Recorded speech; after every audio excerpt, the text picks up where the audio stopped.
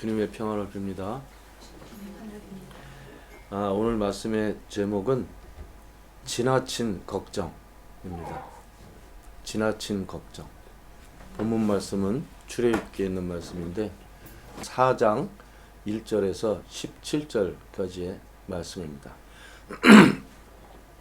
이스라엘 백성들이 출애굽을 했어요. 그리고 출애굽하기 전에 모세가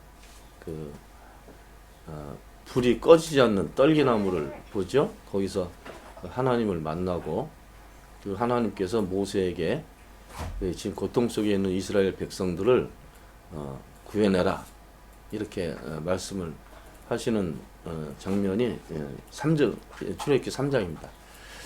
3장 내용에서 오랫동안 에집트에서 종처럼 종살이했던 이스라엘 백성들을 하나님께서 그 어려움 속에서 구원하시려는 계획을 가지고 모세를 찾아오신 거죠. 모세가 만나서 그 하나님의 계획을 듣게 됩니다. 그리고 난 다음에 이 출애굽기 4장이 이어지는데 이 걱정이 생긴 거예요. 왜냐하면 일단은 모세는 에집트 땅에서 에집트 사람을 한 사람을 죽이고 도망을 나온 사람이에요. 그리고 오랫동안 백성들에게 잊혀졌던 사람이고, 그리고 백성들도 모세가 한 일을 알고 있는 그런 상황에서 미디안이라는 지역으로 도망가서 살잖아요. 거기서 이제 이드로라는 장인을 만나고 거기서 결혼을 하고 직업을 가지고 살게 됩니다. 그 직업이 무엇이었을까요? 양치기. 이드로 장인어른이 가지고 있는 동물을 돌보는 목자로 살게 됩니다. 그런 모세를 하나님께서 찾아가셨고 이스라엘 백성들을 구원하시려는 큰 계획을 알리시게 됩니다. 그 모든 계획을 다 들었어요, 모세가. 그리고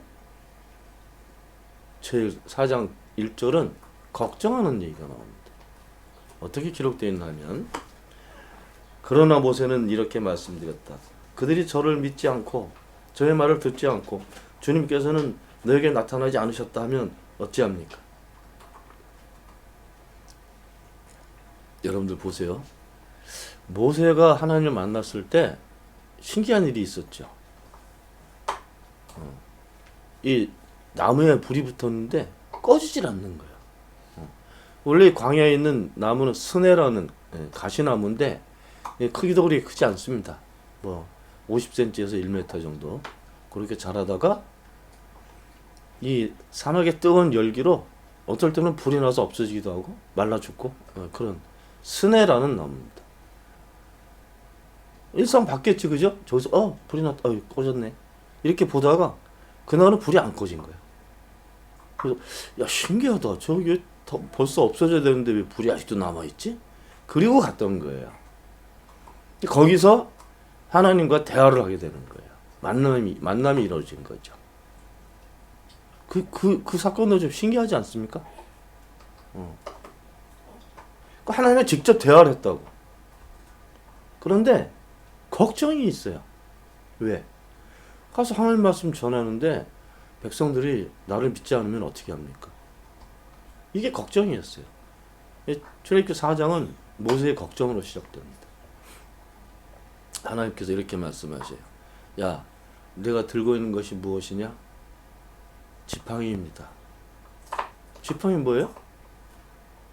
양치는 양을 이렇게 몰고 다닐 때 쓰는, 그리고 또 걸어 다닐 때 이렇게 짚는 이 지팡이죠. 그 지팡이를 던졌어요. 그랬더니 뭐가 됐다고요? 뱀이 됐어요. 무슨 깜짝 놀라서 이제 도망가는 거죠. 야, 다시 꼬리 잡아봐. 잡았어요. 뭐가 됐어요? 다시 지팡이가 됐어요. 또 하나, 내 손을 품에 넣어라. 그리고 빼라. 품에 넣었다가 손을 빼니까 문둥병이 걸렸어요. 다시 넣었다 빼. 다시 넣었다 빼니까 다시 도로 새살이 됐어요. 보세요. 하나님께서 말씀하시는 걸 잘 들어야 돼. 내가 이 두 가지 이적을 백성들 앞에서 행하게 되면 이렇게 단서를 붙여요. 그러니까 그 뱀이 되고 문둥병에 걸리고 이게 그때 한 번만 해서 끝난 게 아닌 거예요. 그걸로 계속 이적을 일으키는 징표로 그렇게 쓰시겠다는 거죠. 또 하나 9절 보면요. 그래도 그들이 믿지 않으면 저 나일강에 있는 물을 퍼다가 땅에 부어라. 그럼 그 물이 피가 될 거다.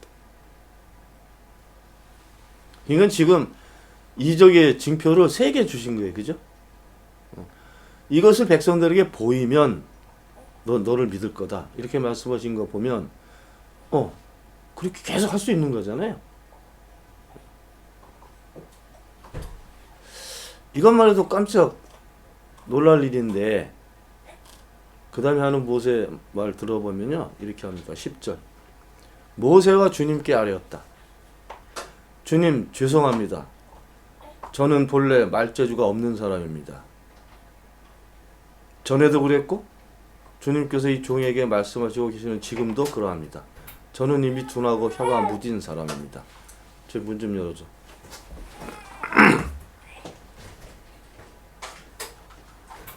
주님 죄송합니다. 저는 본래 말재주가 없는 사람입니다. 말을 잘 못하는 사람이라는 거예요. 말재주가 뭐죠?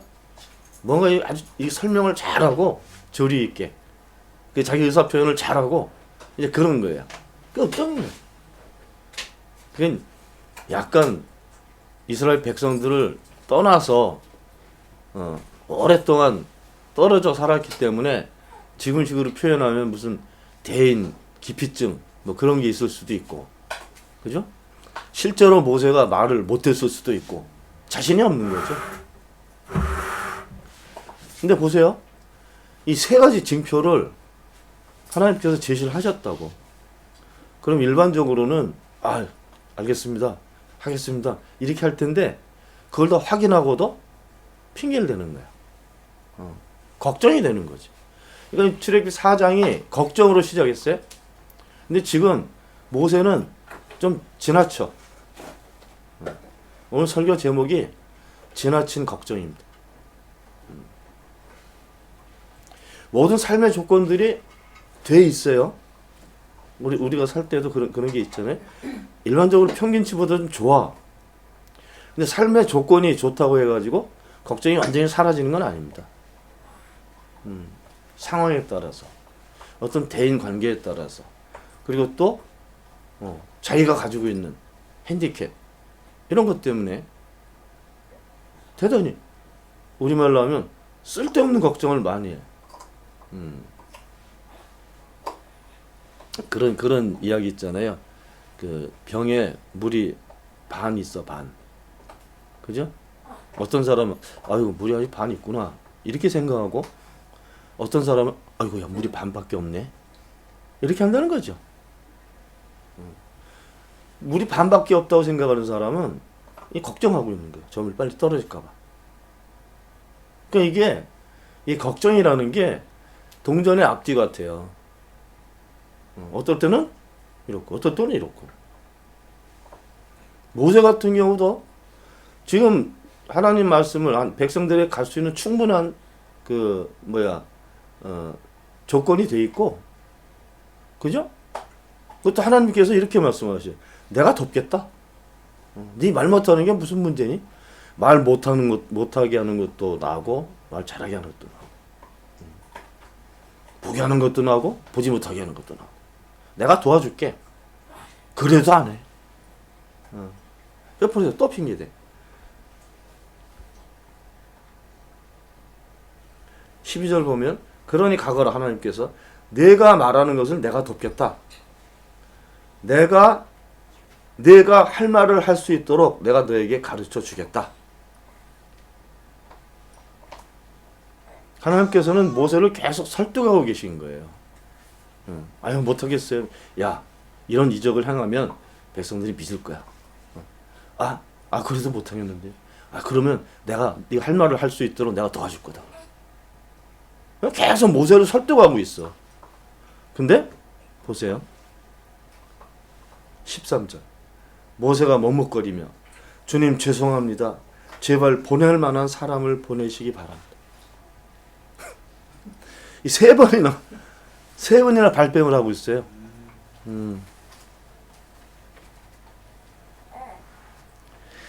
이렇게 얘기할 수 있어요. 모세는 대단히 용기가 없는 사람이다. 이렇게 얘기할 수도 있어요. 그러니까 모세는 정말 이 두려움에 있는 사람이다. 대인 공포증 이런 거. 자기가 그 일을 못 해낼까봐 미리 앞서서 걱정하는 그런 사람일 수도 있고, 진짜 말을 못했을 수도 있고. 이 걱정이 지나쳐요. 하나님께서 화가 나셨어요. 그래서 뭐라 그러면 하나님께서 크게 노하시어 말씀하셨다. 화가 나신 거 하나님. 뭐 때문에? 모세의 지나친 걱정 때문에. 이렇게 말씀해. 또 조건을 하나 또 만드셔요. 야, 네 형 있잖아, 아론.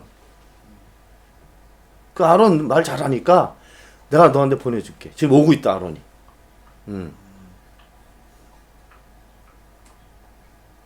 그래서 너희들이 15절 보면 그에게, 아론에게 네가 말을 해. 그러면 그 아론이 말을 할 때나 내가 말을 할 때나 내가 너희 둘 다 돕겠다.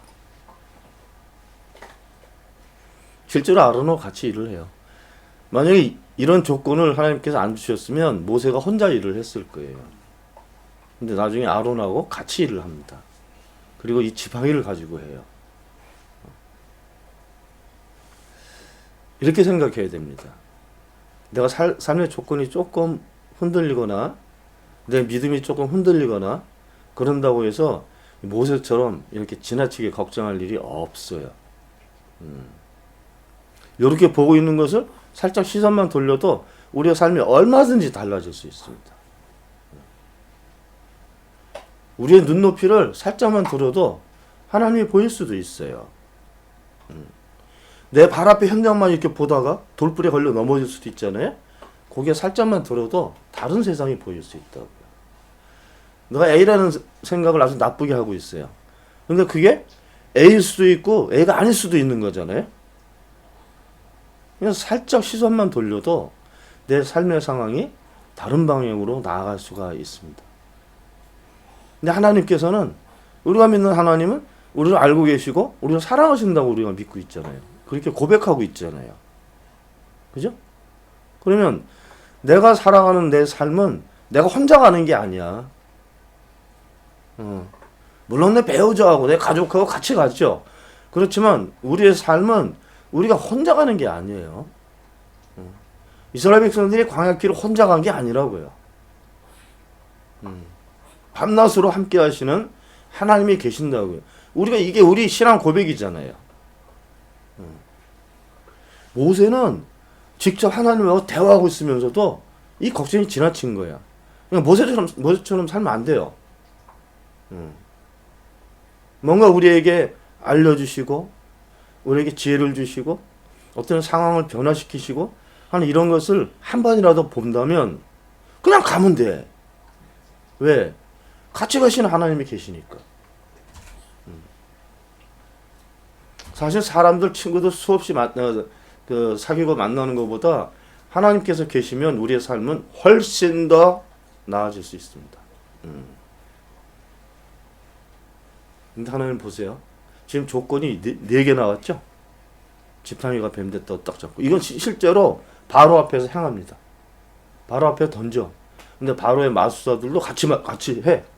근데 모세의 뱀이 그 마술사가 만든 뱀을 먹어버리잖아요. 실제로 한다니까. 그리고 실제로 하나님께서 나일 강물 피바다로 만들어요. 이런 두 가지 조건과 그리고 이제 이 피부병 낫게 하는 세 개, 그 다음에 또 하나 있잖아요.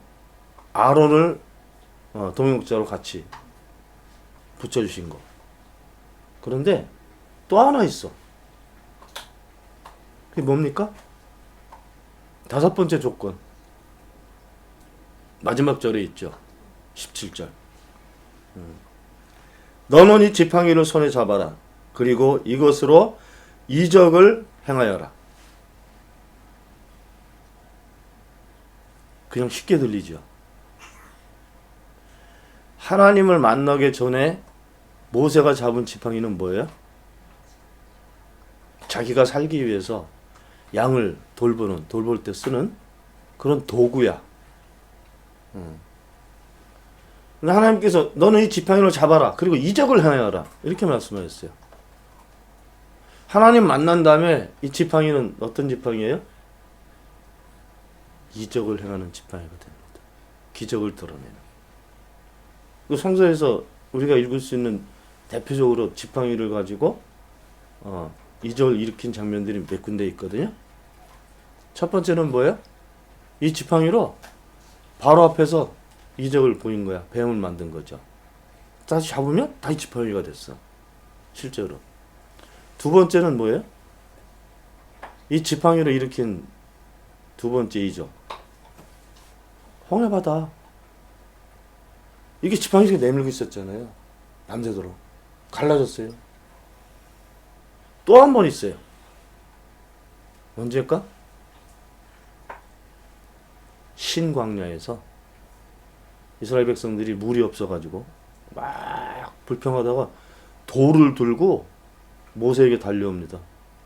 왜? 모세 돌로 쳐서 죽이려고. 왜 우리를 에집트 땅에서 끄집어내가지고 이 벌판 사막에서 죽게 만드냐? 나도 아니고 나만 아니라 우리 동물들, 우리 식구들, 우리 아이들까지 다 죽게 됐는데 넌 도대체 뭐야? 돌 들고 달려와요. 그때 하나님께서 이렇게 말씀하십니다. 모세, 저 가서 바위를 쳐라. 그 모세 거기서 바위 치잖아요. 어떻게 됐어요? 물이 터져 나왔죠. 하나님을 만나기 전에 모세의 삶하고 하나님을 만난 다음에 모세의 삶은 이 지팡이가 표징입니다. 나무막대기가 전에는 양치는 도구, 하나님 만난 다음에는 이적을 일으키는 도구. 이적이 뭐예요? 삶이에요. 생명. 제일 큰 이적. 생명 때문에 여러 가지 이적을 보이시는 거예요. 하나님의 계획은 우리를 살리시는 거. 그죠? 우리가 잘 살게 하시는 거. 하나님처럼 생명인 존재로 살게 하시는 거잖아요. 그걸 하시려고 이적을 일으키시는 거야. 예수님도 그것 때문에 오셔서 여러 가지 이적을 일으키셨죠. 그러니까 우리의 삶이 하나님 만나기 전에 삶이 또 하나님 만난 후의 삶이 두 개 다 있어요. 모세도 밥 먹고 사는 사람이야. 그렇지만 지팡이를 들었을 때는 하나님의 이적을 드러내는 그런 삶을 살게 된 사람입니다. 우리 똑같아요. 그래서 결국은 하나님께서 역사하시는 그 역사 현장에서 우리가 지팡이를 들고 살게 된 사람이 된 거죠. 하나님 만난 후에는. 그러니까 우리의 삶이 조금 불편하고 때로는 어렵고 때로는 극단적인 상황이 된다 해도 눈을 살짝 들어야 돼. 살짝 옆을 보면서 기도를 해야 돼요. 기도를 할 때 나하고 같이 계시는 하나님을 볼 수 있게 됩니다. 그것을 봐야 살아. 어렵죠. 또 분노하게 되죠. 요즘처럼 경제적인 상황도 어려우면 정말 고통스럽죠. 그렇지만 모세에게 삶의 조건을 제시하시는 하나님이 바로 우리가 믿는, 우리가 바라보고 있는 하나님입니다. 우리가 살 수 있도록 끝까지 우리를 보고 도우시고 조건들을 제시하실 거예요.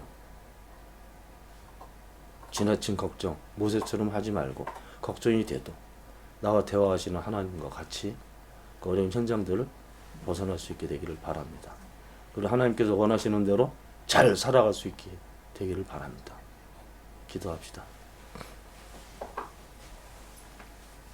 하나님, 언제나 저희들과 함께 하시는 주님을 저희들은 삶의 현상 때문에 많이 잊고 살아갑니다.